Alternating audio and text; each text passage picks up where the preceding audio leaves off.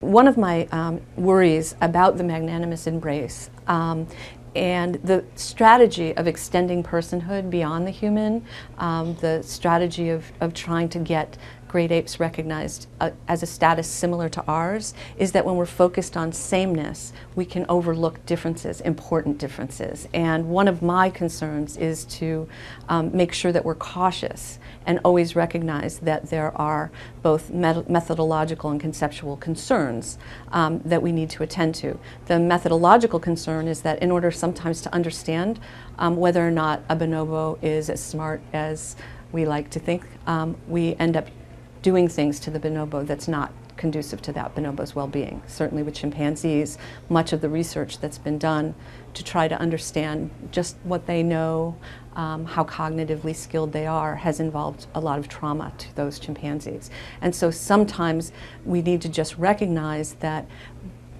observing them and understanding their behaviors, even if it can't be replicated in the laboratory, gives us enough information to understand their well-being. So methodologically, we need to be really cautious about assimilating other animals into our cognitive sphere, because in order to get the evidence that's needed to include them, often, the scientific evidence needed to include them, often we are going to subject them to treatment that wouldn't be justified.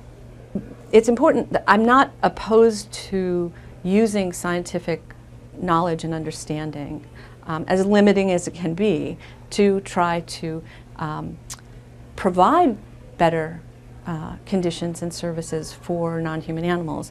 But I think it's important to be very cautious about that approach, that they have to achieve a certain level, and once they get that level, then we can grant them this status, because in order to get evidence that they've achieved this level, we often violate their interests in the process. That's what entangled empathy is trying to get away from. The granting of. Magnanimous embrace is about, we bestow on you this status. And I think that they can bestow on us a different understanding of ourselves and our place in the world. I do work in animal ethics. I've been doing it for 25 years. So of course, I'm hopeful that we can make a difference. I think that that's what motivates my work. But I do sometimes worry that we might need different tactics, and time is running out for a lot of wild creatures.